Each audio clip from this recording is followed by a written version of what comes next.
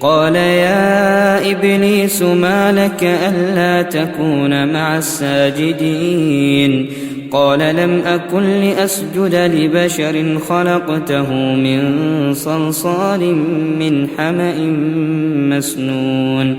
قال فاخرج منها فإنك رجيم وإن عليك اللعنة إلى يوم الدين قال رب فأنظرني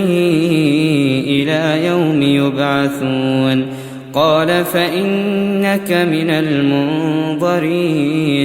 إلى يوم الوقت المعلوم قال رب بما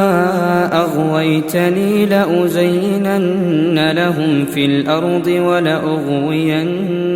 أجمعين إلا عبادك منهم المخلصين